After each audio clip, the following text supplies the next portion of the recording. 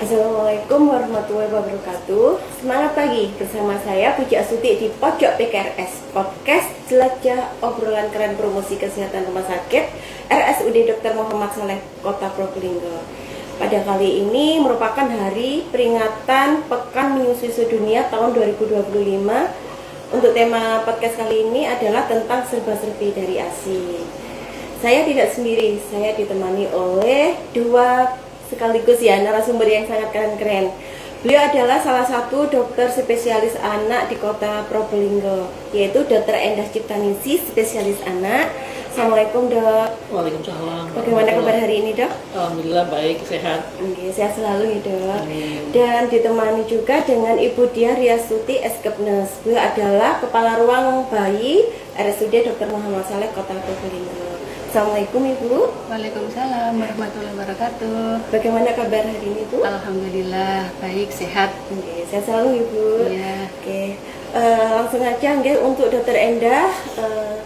Dok, pengertian dari air susu ibu atau ASI dan ASI eksklusif sendiri itu apa, Dok?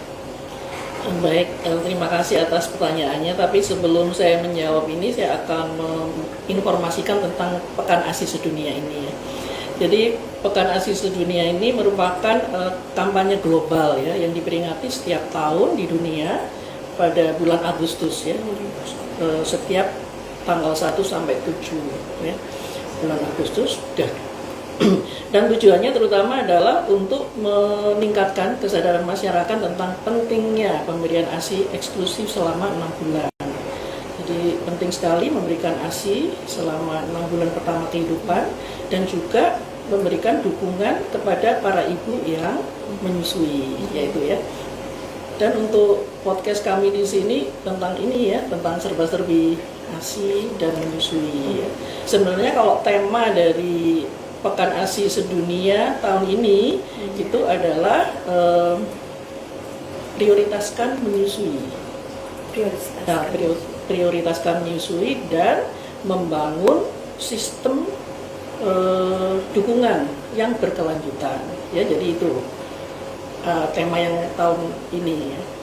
Nah, kembali ke pertanyaan Bu Buci tadi tentang ASI itu sendiri apa ya. Jadi ASI itu adalah cairan yang diproduksi di payudara ibu yang baru melahirkan, dan itu merupakan sumber utama dari nutrisi bayi gitu ya.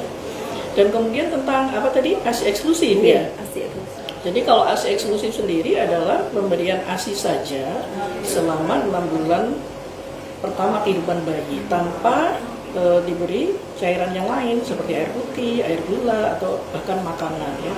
Dimana ini memang penting untuk menunjang kebutuhan tumbuh kembang bayi ya, dimana pada 6 bulan pertama itu memang sudah cukup dengan ASI saja. Itu ya, Dok ya. Kalau tadi Dokter Endah bilang ASI adalah yang diproduksi pada ibu yang menyusui ya, sejak melahirkan. Itu kandungannya apa aja, Dokter? Tahapan kandungannya itu apa aja, Dokter? Ya, jadi ASI itu memang makanan yang ideal ya, yang komposisinya lengkap. Jadi komposisinya itu terdiri dari nutrisi, ya nutrisi seperti karbohidrat, terutama laktos ya, kemudian protein, terutama protein itu adalah protein whey protein. Jadi protein susu itu kan ada dua ya, protein whey dan kasein. Kalau di manusia itu kandungan protein whey-nya yang paling tinggi ya, sehingga itu merupakan protein yang mudah dicerna. Selain itu juga ada lemak ya, lemaknya lengkap, ada asam lemak esensial ya. Selain itu juga vitamin dan mineral, dan tentu saja air ya, tentu saja ada air. Nah, ini yang penting diketahui oleh masyarakat bahwa komposisi ASI itu bervariasi ya, bervariasi selama periode laktasi, bahkan juga pada saat episode menyusui, itu komposisinya itu bervariasi ya. Kalau baru lahir itu yang pertama keluar adalah disebut kolostrum ya, kolostrum warnanya agak kekuningan ya. Kemudian ini mengandung protein yang tinggi dan antibodi. Bayi baru lahir kan masih rentan kan ya, sehingga pada baru lahir itu penting sekali ini untuk menjaga supaya dia tidak mengalami infeksi, mencegah infeksi ya. Nah itu biasanya keluar di hari-hari pertama sampai hari kelima ya, antara jadi rata-rata 2 harian gitu ya.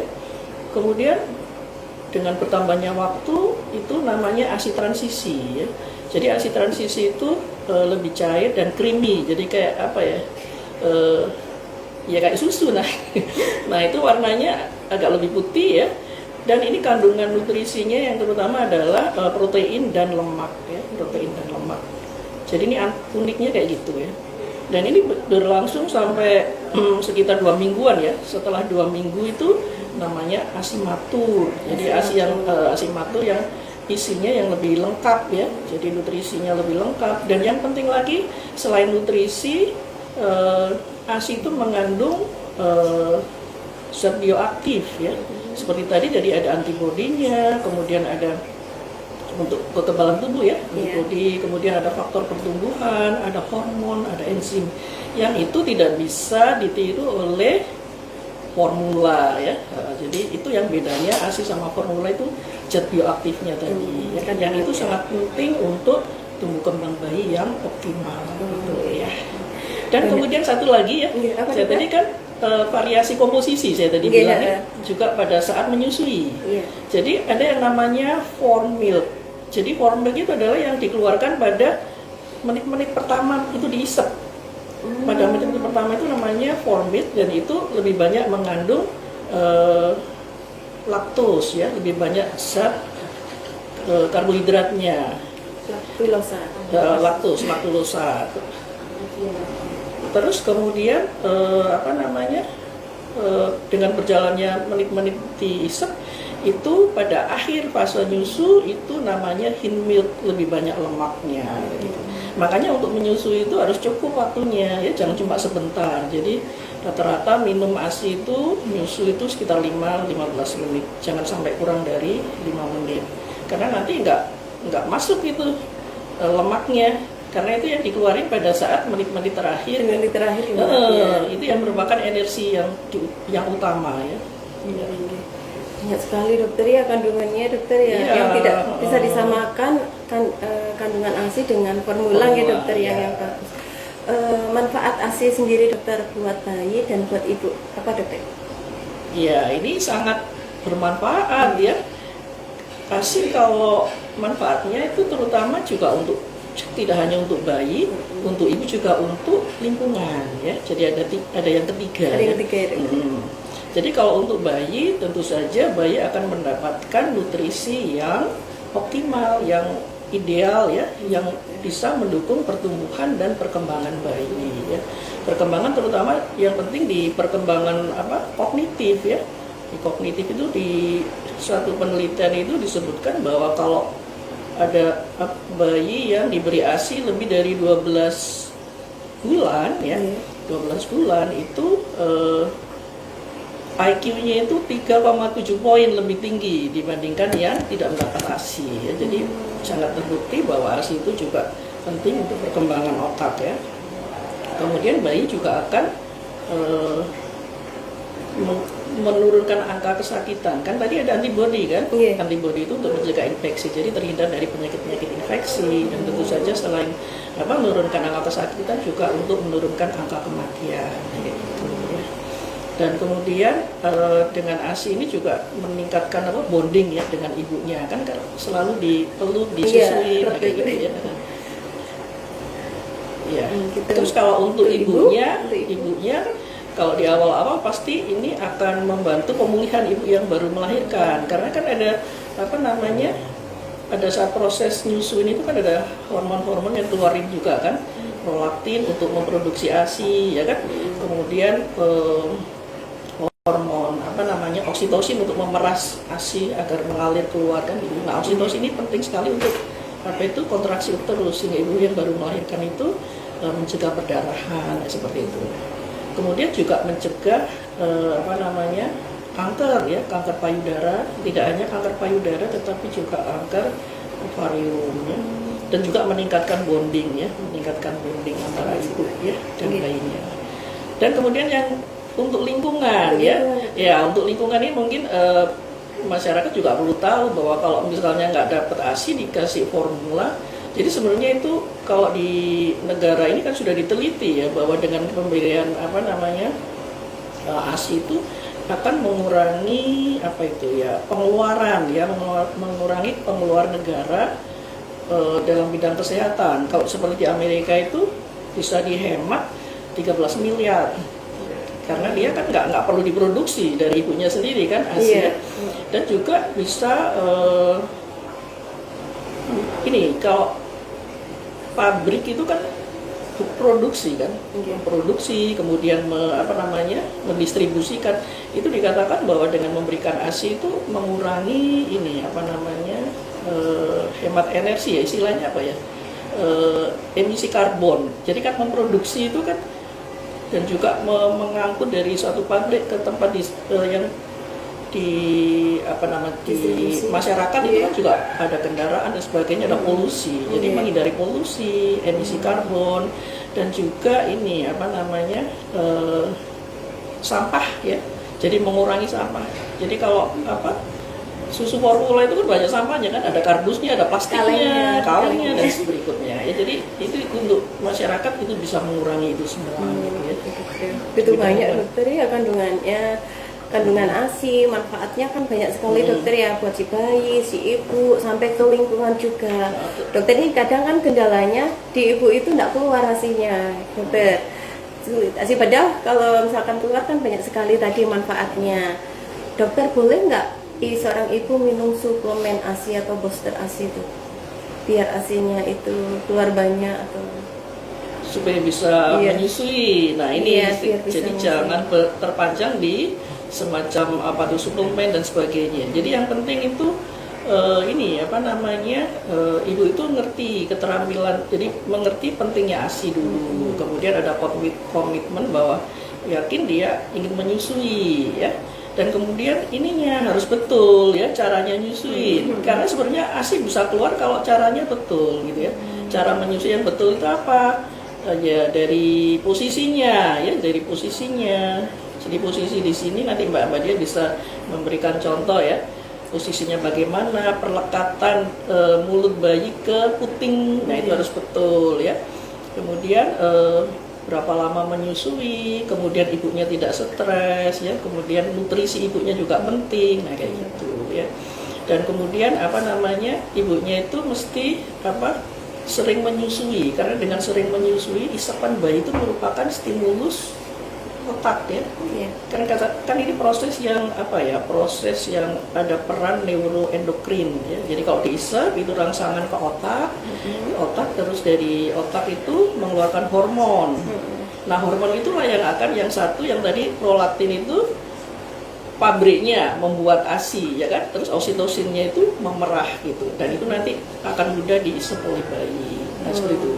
Jadi harus cukup waktunya dan juga frekuensinya ya, sesering semaunya bayi ya. Nah kalau yang namanya tadi itu ASI booster dan sebagainya itu merupakan bagian dari nutrisi ya. Ya boleh saja, kebanyakan ASI booster itu dari bahan-bahan alami kan, seperti dari sayur yang dibikin ekstrak dan sebagainya. Ya, sejenis itu. Jadi ya boleh-boleh saja, tapi yang paling penting itu tadi itu. Jadi cara menyusuinya harus betul. Gitu. Kalau psikologis itu berpengaruh besar ya dokter ya terhadap produksi ASI atau gimana?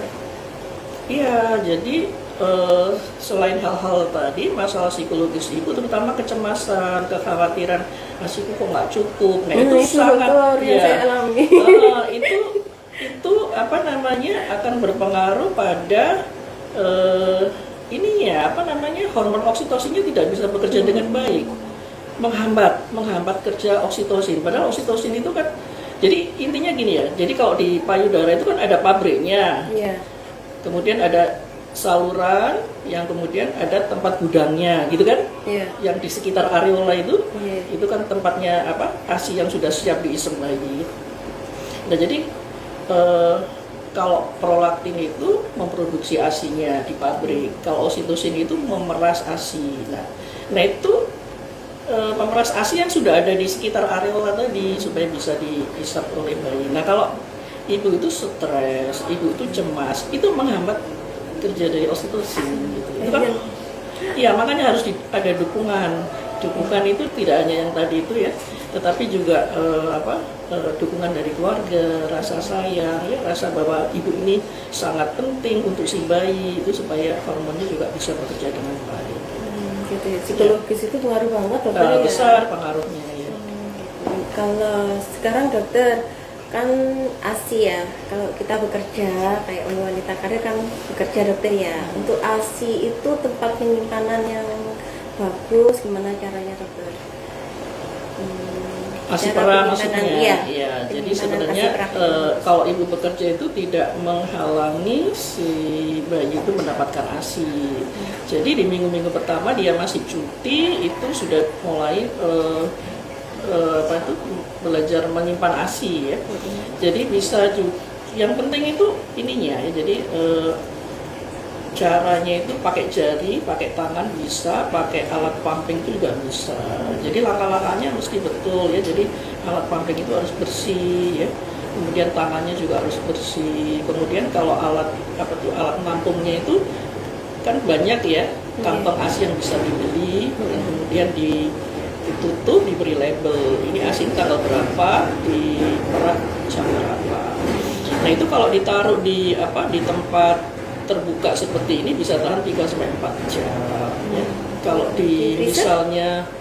misalnya si ibu itu mau menyimpan sebelum kantor misalnya di kulkas biasa itu tahan sampai 3 hari ya Mbak ya, sekitar 3 hari. Kalau di freezer bisa 3-6 bulan, lama-lama banget. Jadi kalau misalnya ibu itu memerah ASI di kantor itu harus ada ini sarananya, pojok laktasinya, kulkasnya. Nah itu yang salah satu dari dukungan ibu menyusui itu, kantor harus punya tempat sarananya. Sebenarnya sekarang itu di tempat-tempat kalayak itu kan juga banyak dokter kayak di bandara, dia itu sudah ada sendiri pojok laktasi gitu. Terus kalau sudah diperah, dia akan menuju ke suatu tempat harusnya juga di wadah yang ada pendinginnya. Pakai es ya biasanya, cool bag, pakai cool bag. Untuk perjalanannya dokter ya. Jadi dari kantor pulang, ada dari bandara pulang, nah kayak gitu. Tetap harus ada di suhu yang tertentu ya. Jadi nggak ada halangan dokter ya, walaupun kita bekerja atau apa, ASI harus tetap dokter harus Jadi ASI itu nanti bisa diberikan pada saat kan disimpan, bisa diberikan pada saat ibu itu tidak ada di tempat, diberikan oleh pengasuh atau neneknya, dan diupayakan kalau malam itu nyusu langsung atau pada saat ibu sudah pulang supaya bayi itu tidak bingung puting dan tetap bisa, terutama malam hari ya, karena kalau malam hari itu prolaktin itu paling tinggi produksinya, itu bisa mempertahankan produksi ASI, itu yang paling penting. Jadi bayi itu harus tetap disusui secara langsung.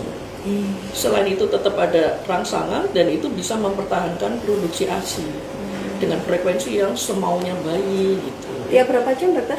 Ya lebih dari 8 kali ya, kalau di total per 24 jam 8 sampai 12 kali yaitu range-nya dokter ya. Jadi untuk makan nyusui yang malam itu bagus.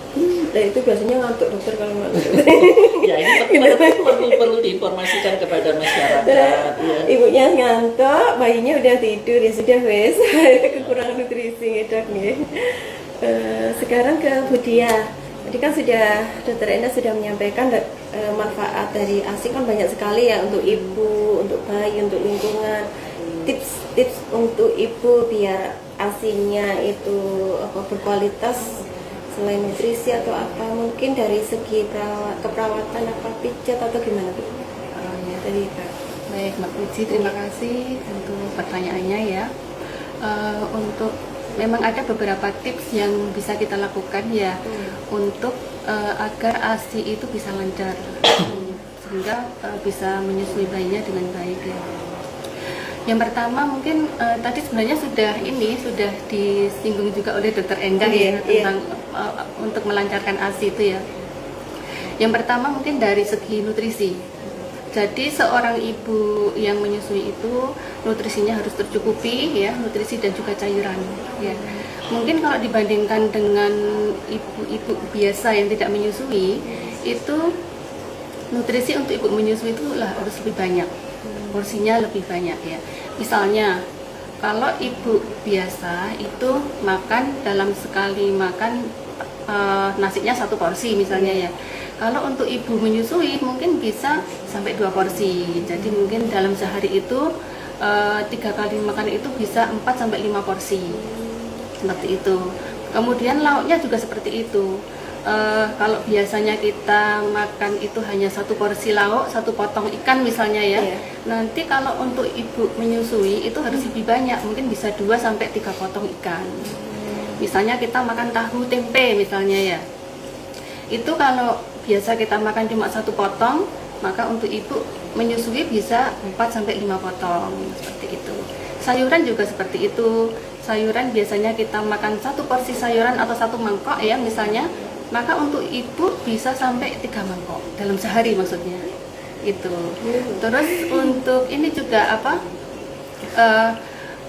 minum ya, kebutuhan cairan itu juga sangat penting untuk produksi ASI ya. Jadi kita ibu menyusui itu juga harus memperhatikan kecukupan minumnya dalam sehari itu minimal 8 gelas, minimal 8 gelas ya, atau 2 liter ya, kira-kira 2 liter. Itu yang pertama ya, dari segi nutrisi ya. Kemudian yang kedua itu dari ini apa harus sering-sering menyusui biar ASINya lancar itu.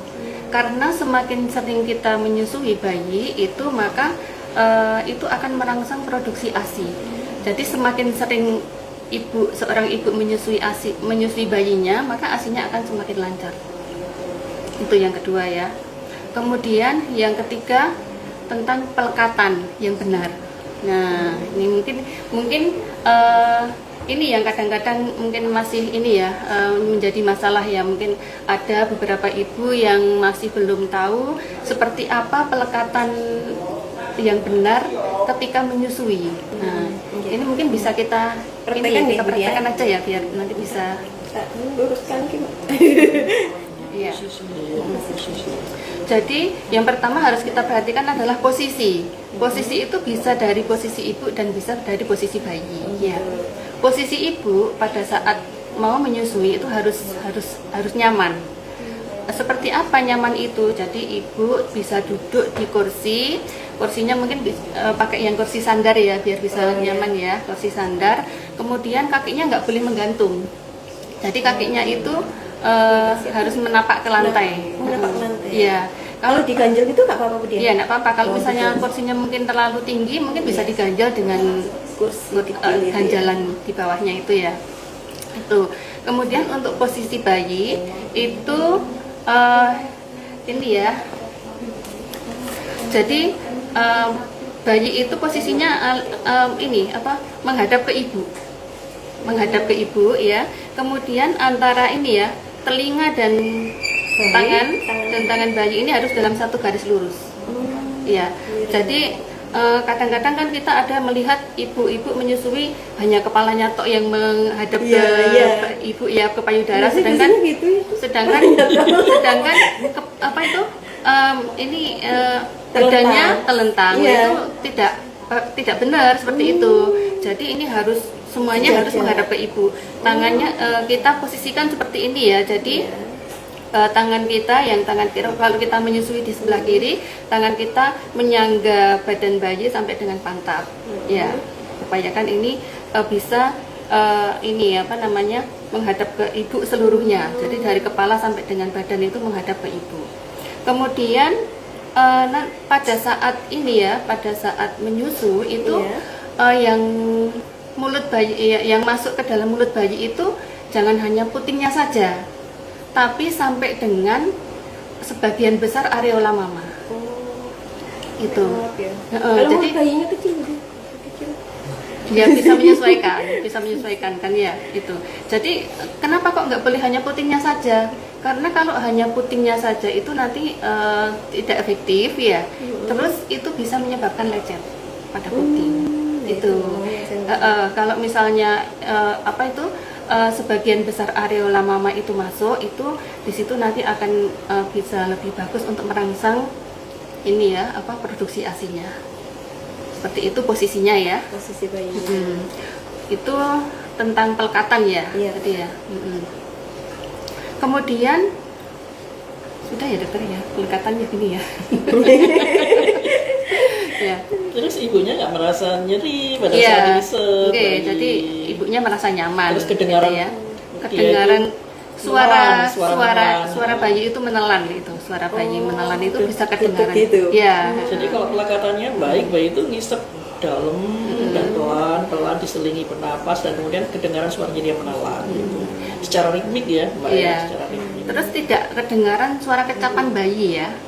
Jadi suara kecapan bayi tidak terdengar. Kalau misalnya ada suara kecapan bayi itu berarti posisinya Nggak belum Perlekatannya perlekatannya kurang pas ya.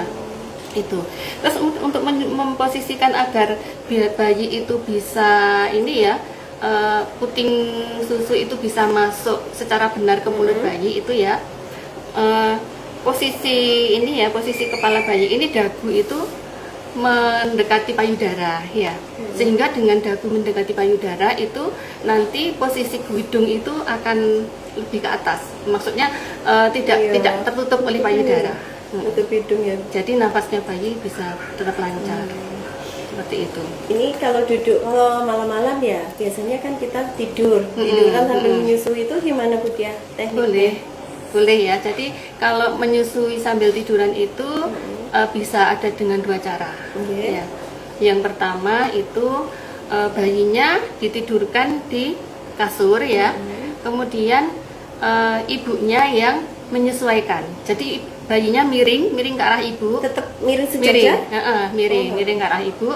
Kemudian ibunya mendekati bayi. Jadi mungkin bisa ini ya, gimana ya? Kepala, jadi ibunya bangun, maksudnya ibunya setengah tidur. Ya, itu ya. Tidur miring tapi kepalanya diangkat gitu ya. Jadi menyesuaikan biar payudaranya itu bisa pas dengan posisi bayinya. Terus kemudian yang kedua itu posisinya itu ibunya sambil tiduran, boleh ya. Nah, bayinya yang disangga. Mungkin disangga dengan bantal ya. Jadi biar bayinya agak tinggi posisinya. Posisi tetap menghadap ke ibu sama dengan ketika duduk. Seperti itu. Lurus sejajar gitu ya. ya. Seperti itu. Caranya seperti itu.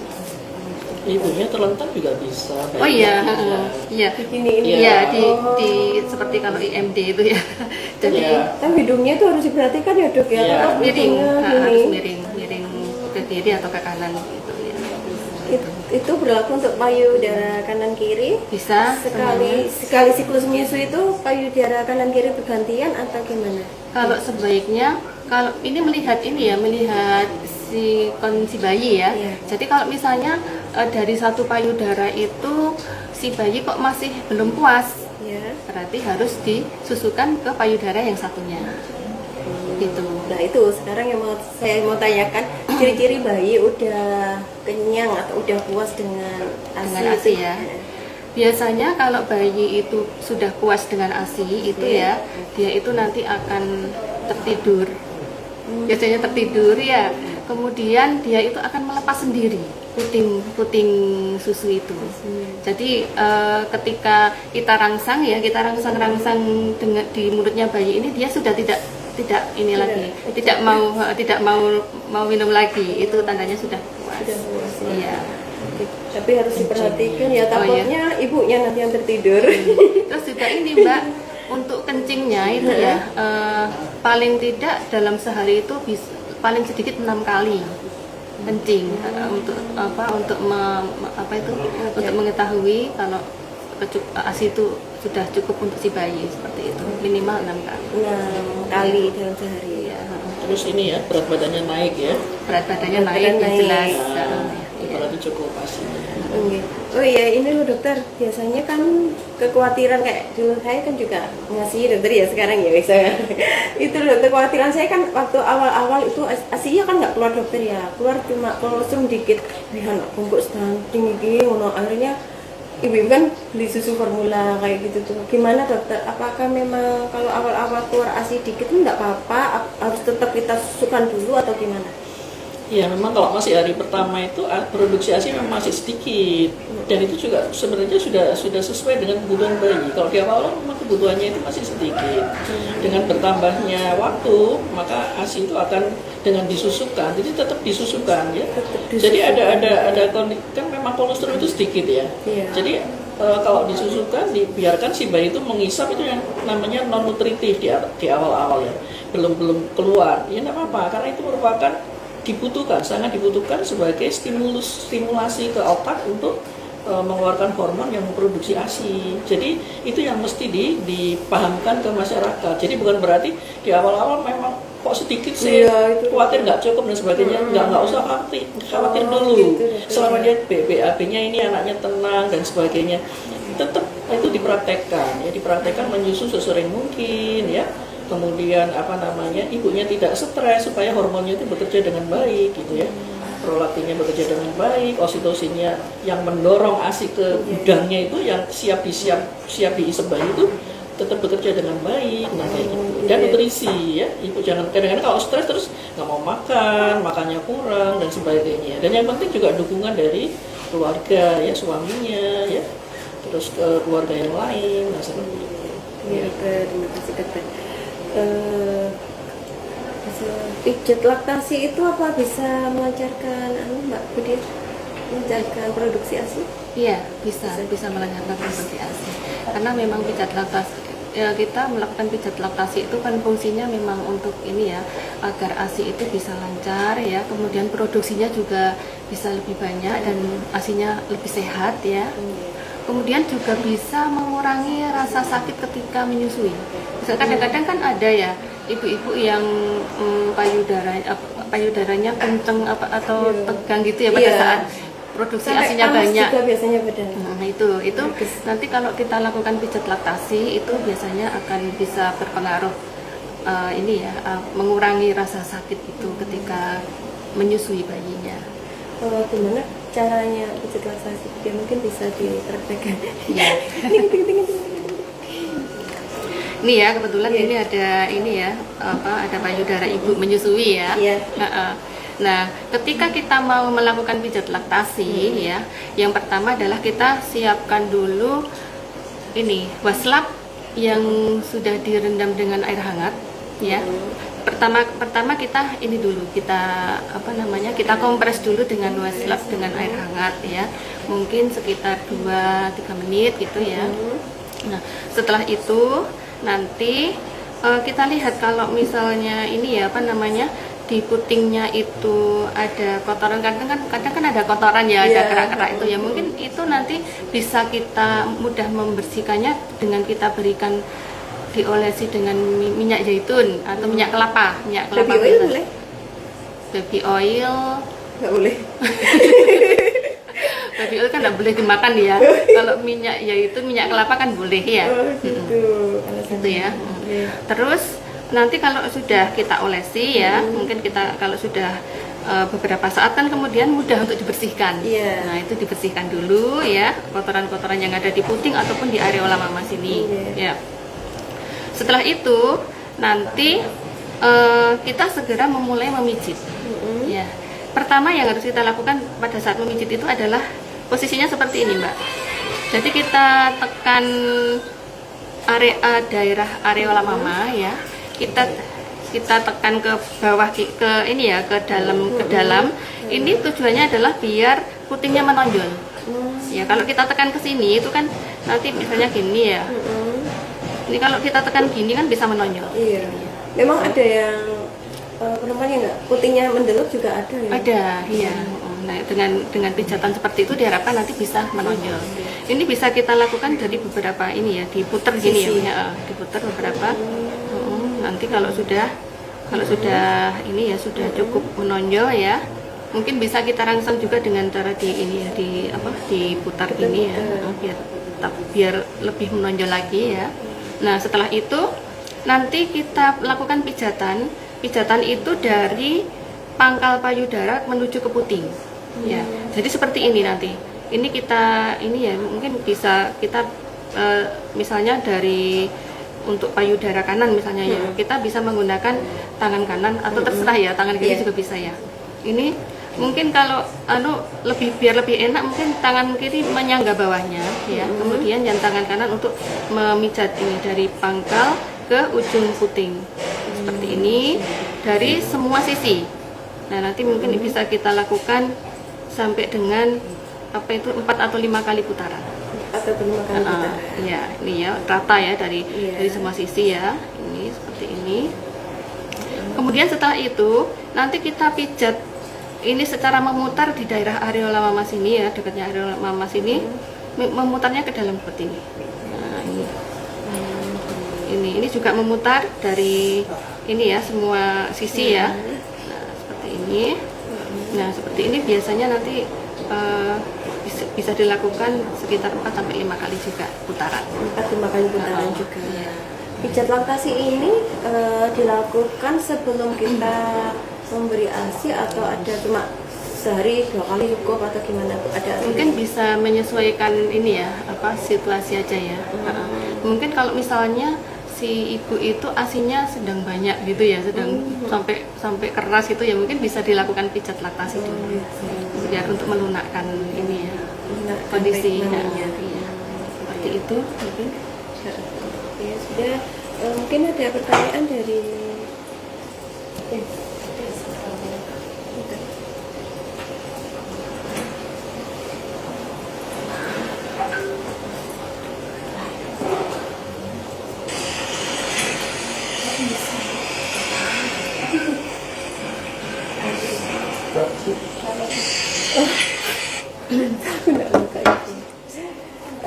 pertanyaan dari Aprilia Santi 87. Info untuk busui maksudnya info untuk busui ini semoga bermanfaat. Apakah benar kalau bayi laki menyusunya lebih banyak dan lebih kuat, dan jika bayi sudah MPASI kira-kira berapa kali dalam sehari bayi minum ASI? Bayi laki-laki biasanya isunya lebih kuat gitu tadi. Terima kasih Ibu. Siapa tadi? Ibu Ani Lydia. Ibu Ani ya. Ya memang kalau dari laki atau perempuan, memang kalau bayi laki itu memang kan lebih ini ya, lebih kebutuhannya lebih dibandingkan kalau bayi perempuan. Jadi dan itu sudah disesuaikan oleh Sang Pencipta ya. Jadi bahwa ASINya itu akan cukup gitu ya. Sudah sepakat ya dokter ya. Nah terus kalau MPASI ya. Jadi kalau sudah, jadi memang kalau ASI eksklusif itu kan ASI saja sampai 6 bulan pertama kehidupan. Kemudian mulai 6 bulan harus ditambah MPASI karena kalau hanya ASI itu kurang. Sementara itu kan bayi kan pertumbuhannya cepat sehingga kebutuhan nutrisinya itu lebih banyak lagi. Nah, pada saat sudah mulai MPASI yang mulai 6 bulan, ASI itu dilanjutkan gitu ya. Dilanjutkan sampai umur 2 tahun. Jadi kalau 2 tahun atau lebih ya. Jadi bukan berarti ASI eksklusif berhenti di 6 bulan, tidak. Yaitu artinya 6 bulan pertama itu ASI doang, setelah itu plus MPASI. Nah, kalau sudah ditambah MPASI itu memang ada ininya ya, ada tata caranya ya. Jadi kalau sampai usia sekitar 9 bulan itu proporsi ASI itu masih 70% dari kebutuhan ya, dan makanan itu sekitar 30% dari total kebutuhan ya. Jadi mungkin makannya baru dicoba 2 kali dulu dalam MPASI sehari. Terus frekuensi ASINya yang sebelumnya sekitar 8 sampai 12 kali itu mulai dikurangi gitu ya. Jadi sehingga nanti kalau sudah MPASI itu secara bertahap sampai usia 1 tahun itu kan makannya 3 kali ya, snacknya 2 kali, susunya itu nanti kalau sudah di atas 1 tahun pagi baru bangun tidur, siang sama malam itu cukup 3-4 kali gitu ya. Karena kalau sudah di atas 1 tahun proporsi ASI itu lebih sedikit dibanding makan. Kandungannya juga mungkin karena makan kan sudah lebih makanan padat, nutrisinya sudah lebih banyak kan, lebih kaya kan ya. Jadi kalau sudah di atas 1 tahun itu proporsi makannya itu 70% dari kebutuhan. Jadi dibalik gitu ya. Dan ASI itu 30% dari kebutuhan. Jadi porsi makan padatnya sudah lebih banyak. Dan itu bertahap. Jadi ibu yang akan tahu nanti ya seberapa dia itu bisa dikurangin asinya. Setelah makannya cukup, asinya dikurangin lagi. Nah, frekuensinya. Menyesuaikan juga sama kondisi si anak Respon ya, anak. dokter, ya. Kan kalau belajar makan 2 kali dulu, nggak langsung porsinya banyak, Kadang langsung juga 3 nggak mau kali. makan. Kadang nggak mau makan juga. Karena tetap diajarin ya, karena kebutuhan nutrisinya nanti kurang kalau hanya asi. Nah, gitu. Ada pertanyaan lagi ini titipan pertanyaan dokter. Apakah betul dokter kalau kita menyusui nanti payudara kita jadi kendor? Ya, udah beneran ini. Jadi sebenarnya payudara itu apa ya? Payudara kecil, payudara besar itu tidak tidak mempengaruhi asinya sebenarnya. Karena sebenarnya kelenjarnya itu jumlahnya sama antara yang ininya payudaranya kecil atau payudaranya besar. Sebenarnya itu lemak ya. Jadi yang ada di sekeliling kelenjar-kelenjar itu penyangganya itu jaringan lemak gitu ya.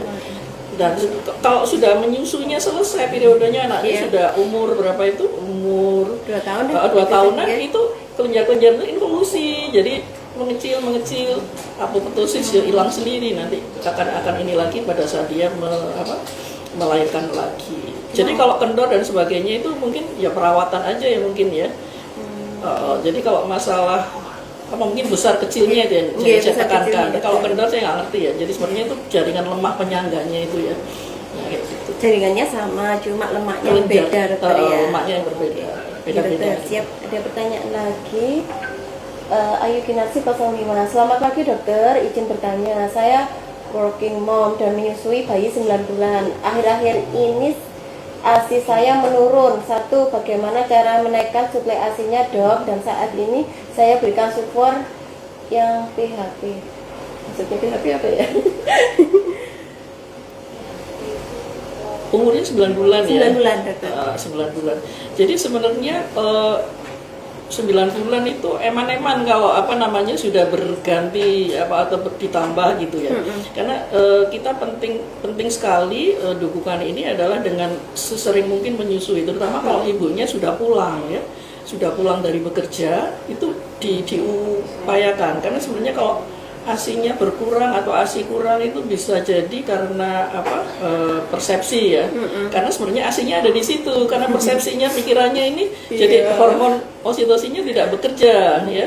Itu bisa jadi karena kurang frekuensi menyusui. Jadi saya anjurkan itu tetap menyusui lebih sering, terutama kalau sudah pulang di malam hari. Seperti saya bilang hormon prolaktin yang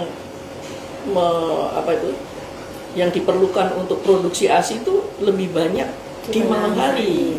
Dan itu juga supaya bayinya nggak lupa gitu ya, supaya bayinya nggak lupa. Dan di satu sisi di pihak ibunya itu penting untuk mempertahankan produksi ASI. Nah kayak gitu. Iya, jadi itu tolong diupayakan dulu supaya bisa ASI. Kalau ibu sudah berniat seperti itu dan dipraktekkan, insya Allah nanti bisa cukup ASINya ya. Dan kemudian kalau PHP tadi nggak ngerti ya apa bayinya alergi susu sapi sehingga jadi bermasalah ya kalau diberi susu formula ada reaksi alergi sehingga dipakai susu formula mungkin alergi gitu mungkin dokter. Iya kan protein hidrolisat parsial itu biasanya pada pasien-pasien yang ada risiko alergi.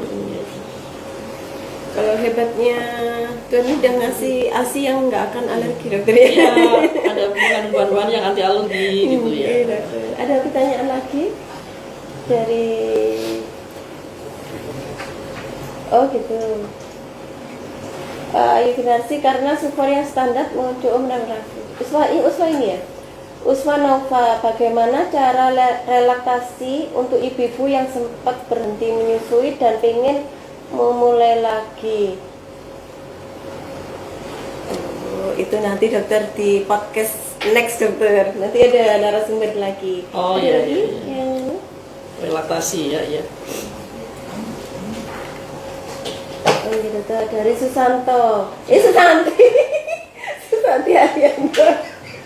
Adakah saran jika ibu bekerja itu memberikan ASI eksklusif? ASI kayaknya sama dengan tadi. Mengkonsumsi obat-obat apa pengaruhnya terhadap efektivitas obat-obat dokter? Sama sih dokter yang tadi Iya, dokter iya. ya ibu yang bekerja terusan masih ASI infusi, mengonsumsi obat, pengaruh terhadap efektivitas obat. Mungkin bisa diperjelas Susanti Arianto ini efektivitas obat apa gitu ya? Di Gamawan, apakah olahraga bisa memperlancar ASI dok? Olahraga yang paling rekomendasi buat ibu yang menyusui apa dokter? Itu termasuk dukungan menyusui tadi ya. Saya tadi kan ada berkaitan dengan apa itu keberhasilan menyusui itu salah satunya dukungan. Dukungan itu sebenarnya harus dimulai sejak sebelum melahirkan sebenarnya ya.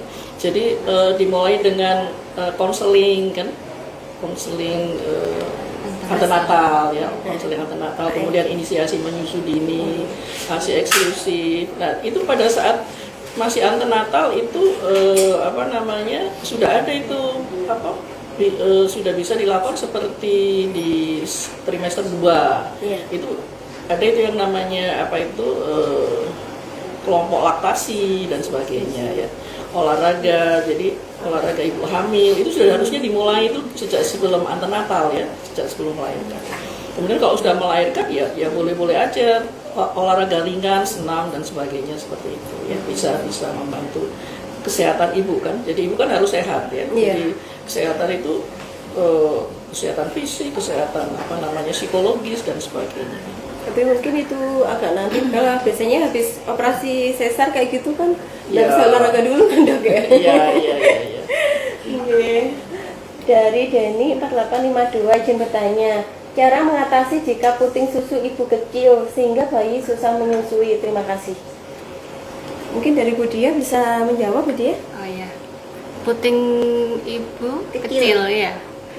Kecil aja nih. Sebenarnya kecil besarnya puting itu tidak terlalu tidak terlalu berpengaruh sekali ya.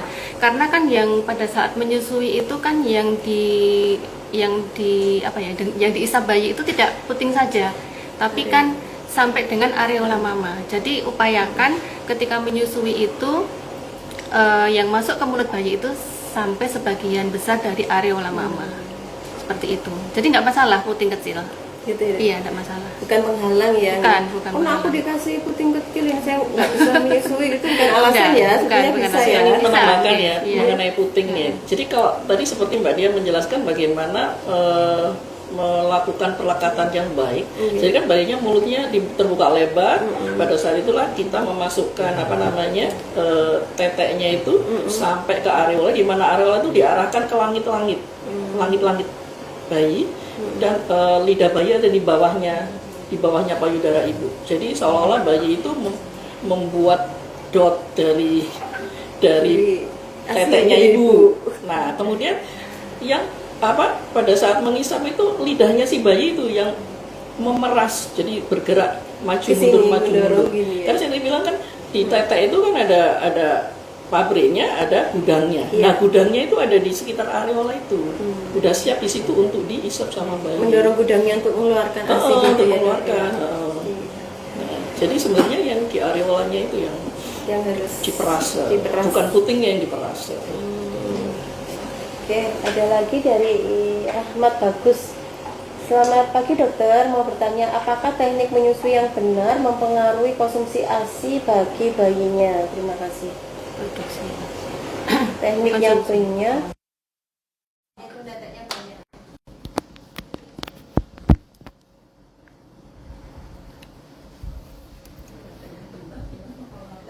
Teknik menyusui yang benar mempengaruhi konsumsi. Ya. Oh, ini saya jawab dulu ya. Jadi penetek yang benar tadi itu kan, jadi perlekatan itu adalah kunci keberhasilan menyusui. Jadi kalau teknik yang benar itu tidak hanya pelekatan ya, posisi pelekatan. Jadi kalau pelekatannya benar itu merupakan kunci keberhasilan menyusui ya. Ya kalau dia pelekatannya baik, ngisapnya itu betul ya, bisa mengisap dengan baik. Seperti saya bilang tadi kan, isapan bayi itu merupakan stimulus kan, stimulus ke otak, sehingga otak itu mengeluarkan hormon baik itu prolaktin maupun oksitosin. Prolaktin itulah yang memproduksi ASI, gitu ya. Dan pada saat dia ngisap kan, bayi itu ngisap ya, bayi itu ngisep, kemudian hormon prolaktin yang memproduksi ASI itu bekerja.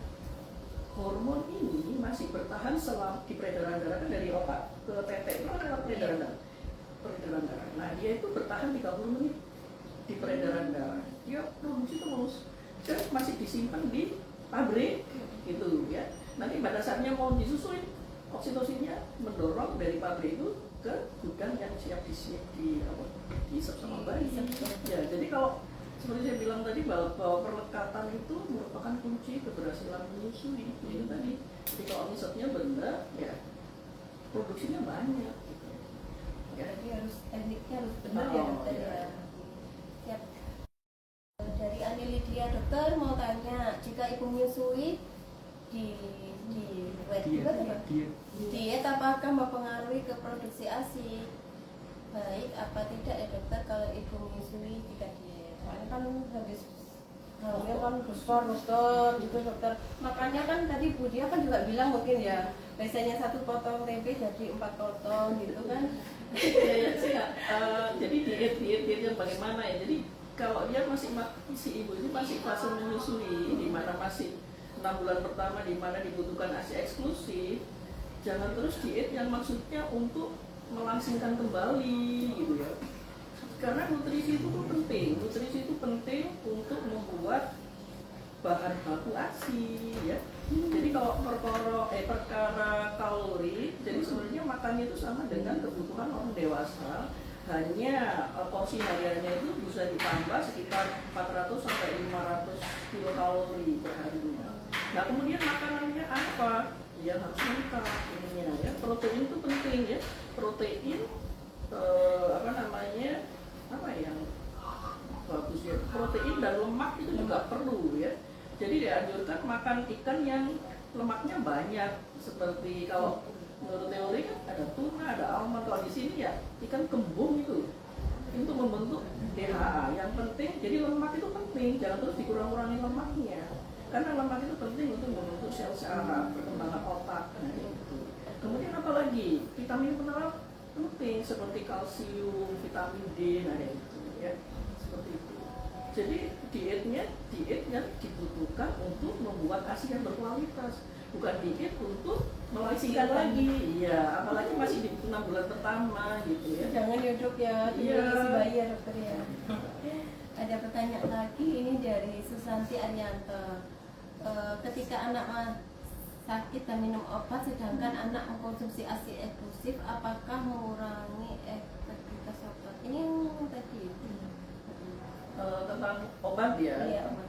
Jadi mungkin ibu-ibu itu berpikir kan ASI eksklusif ASI saja. Sebenarnya memang betul ASI saja tanpa minuman atau makanan padat yang lain. Tetapi kalau obat-obatan pada saat dia sakit boleh gitu ya.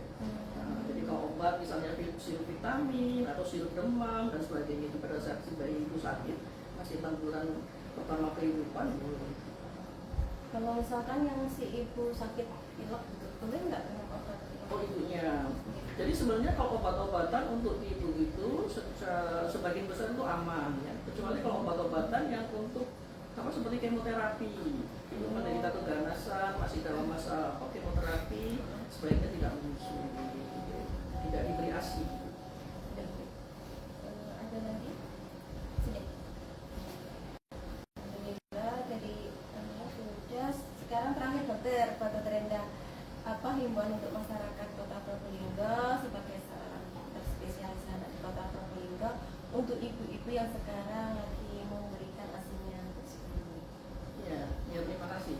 Jadi berkaitan dengan tema pekan menyusui tahun ini ya, penting sekali ibu itu dapat memberikan ASI eksklusif ya.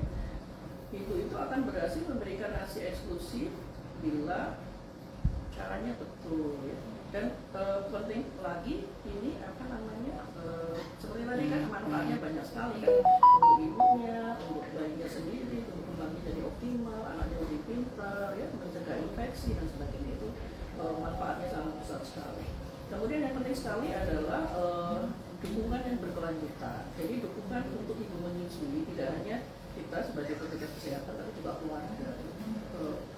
Jadi keluarga itu juga seperti tadi, termasuk pada saat ibunya stres, ibunya sedih, asinya macet, termasuk yang tadi itu pijat payudara, bapak-bapak juga ikut mendukung gitu ya supaya bisa menyusui. Nah selain itu kalau di tempat kerja ada baiknya itu menyusui itu juga mendapat dukungan ya, seperti supaya ibu itu bisa memerah ASI, ada fasilitas tempat memerah ASI, menyimpan ASI dan sebagainya. Nah kemudian untuk seperti kebijakan ya, itu juga penting ya, kan sekarang cutinya masih sebentar ya, mudah-mudahan nanti bisa ada cuti yang 6 bulan misalnya seperti itu ya. Kemudian media itu juga ada peran juga ya, jangan sampai memberikan promosi susu formula gitu ya, promosi susu formula terutama langsung gitu ke ibu-ibunya gitu ya, nggak boleh itu ya, kayak gitu, apalagi susu formula yang untuk bayi umur baru lahir ya, sebaiknya kayak gitu. Jadi saya kira ini dukungan ini kita semua berperan ya, jadi keluarga, petugas kesehatan. Kalau petugas kesehatan mungkin ini ya, mulai di antenatal care ya, konseling antenatal, inisiasi menyusui dini, kemudian pendampingan pada saat dia habis melahirkan supaya dia bisa memberikan ASI eksklusif nanti setelah 3 bulan, kemudian edukasi tentang gizi dan sebagainya. Alhamdulillah, terima kasih sekali dokter untuk ilmu yang diberikan pada hari ini. Dengan ASI dapat meningkatkan kualitas generasi masa depan bangsa. Bayi yang sehat dan cerdas akan tumbuh menjadi sumber manusia yang produktif. Terima kasih atas narasumber Dr. Endah, Ibu Dia, atas ilmu yang diberikan pada hari ini. Semoga banyak bermanfaat untuk masyarakat Kota Probolinggo.